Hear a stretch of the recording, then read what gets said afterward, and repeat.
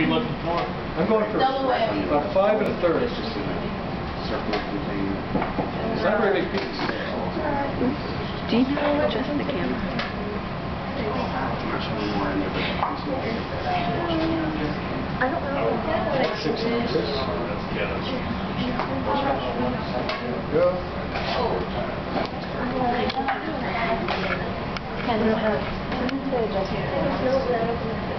maybe horseradish in the house. I would check with Chef Colada, because if there's any around, he knows where it's at. Yeah. It's probably the first or second refrigerator. Horseradish.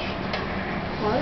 Horseradish. Probably some in the second standard refrigerator, most likely. I don't like horseradish. Because when he was last in New York, he picked up a jar of horseradish for me, and I haven't picked it up yet. I've left it. So How much are they supposed to weigh?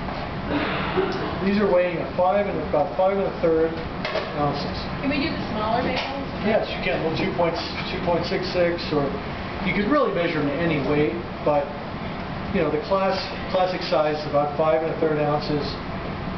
What could it have been 5? 2.66. You know why they do it too? You know why they do it that? Because typically in a bakery we wouldn't be doing it by hand here. We would be dividing this with a dough divider. A dough divider is actually a machine that equally measures out your dough for you. Like a roll press? It's like a press, yeah. It's what we would call, I typically call them a Duchess. But the Duchess has a tray that you pull out here, put it on the table. You put in a certain amount of dough. In this case, it says to make a 6-pound mini bagel. A press of 18 weighs 6 pounds. You put 6 pounds of dough in the tray, put it in the press, hold down the handle, smash it down, hit the button, pull it down again, and you get 18 perfectly even 5 1/3 ounce pieces. So what it is 6 pounds divided by 18.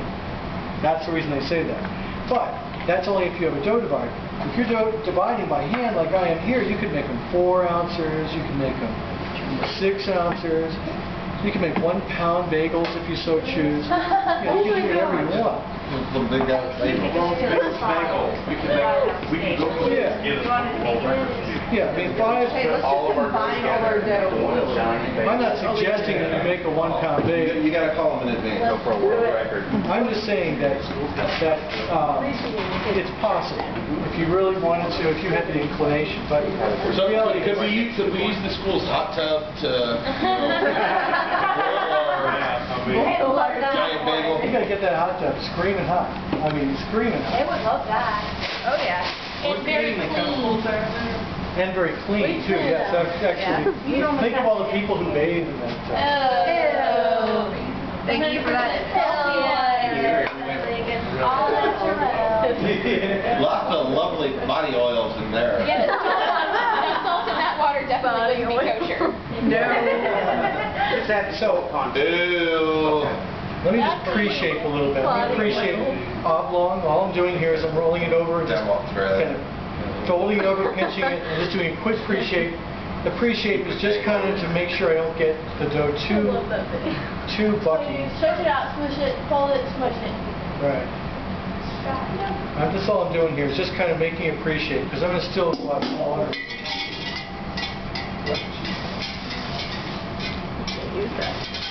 So the idea here is anytime you're working with dough, of course, it can snap back and be really bucky on you. That is just frustrating. So there's no reason to fight it. You know, if the dough is bucky, if it really needs a chance to rest, give it some time to rest.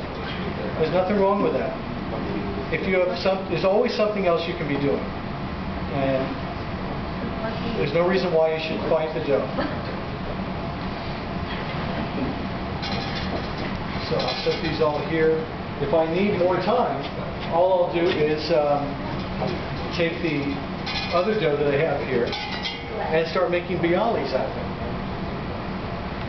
You know, and I can do that while this is resting. Because, you know. Yeah,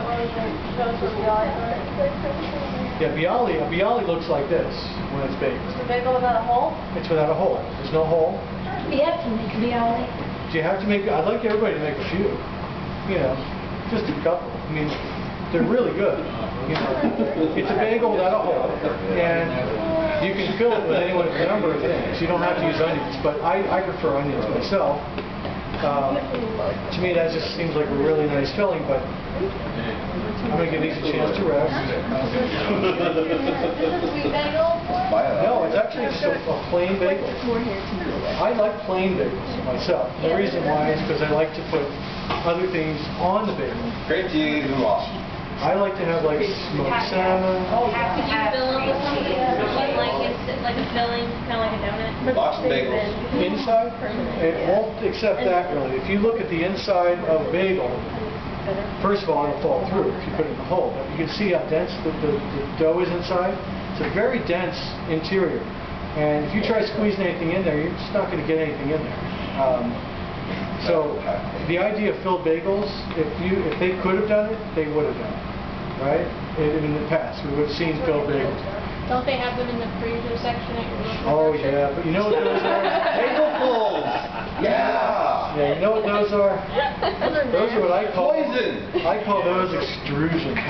What they've done is they've extruded it out like a big hot dog, and then they cut it off, and the machine kind of attaches it. And it just No, the bagelfuls are long. Oh, really? So it's just, oh, so they are just Like a extruded. corn dog. they're just extruded, The yeah. hot dog is that. What a big word. I think they freeze the cream cheese and then wrap the bagel dough around it. Like a hot dog like that. That's probably having. It's really kind of weird that they do that, but Yeah, I think they use frozen cream cheese and then put the bagel dough around it.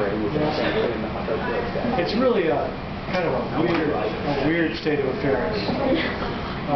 So I'm waiting on these to rest. In the meantime, I'm just going to go ahead and start sectioning off some more pieces for making bialys, because I personally think the day's not complete unless you make some bialys. So We have to make bialys. I think everybody should at least make a couple. They just asked that. Really? Yeah. Come on, Dad. Okay, I'm fixing to throw something to somebody. Give me a shot. They're It's very important. No, it's not.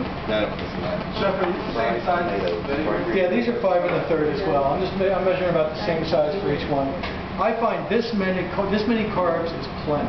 Okay, if you eat one of these at 8 o'clock in the morning, you're not going to need anything else to eat until at least noon. You know, it's really filling, and it's you think, yeah, especially if you use cream cheese, salmon. You know, you start doing that, you get up in the 700, 800 calorie range. Okay? So you may as well, that's enough, right, for one person. There's no reason why you should be, I mean, when I was a teenager, I used to eat 2 bagels, 2 of these kind of bagels.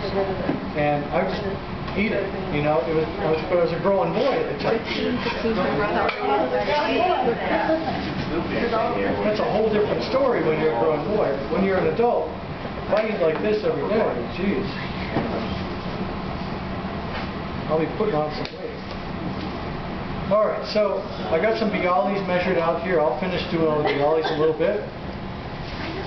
Let's take a look at, just keep this part covered over here. I like to try to keep it moist as much as I can, so that they don't get dry. And as it is, when I roll them out, they sometimes will slip and slide around here on the board because it's not a wet, sticky dough. In fact, when I go to turn this into a bagel, I'm going to be turning this around and attaching these 2 pieces of dough together. In order to get them to stick well, I like to have a little water around. I wet my hands, and I just kind of moisten the dough, just a little bit, so I get a good stick. And then I roll it from the inside. So I just hold my fingers on the inside and roll it until you get a nice round, bagel. And I'm going to stick that on my sheet pan back here.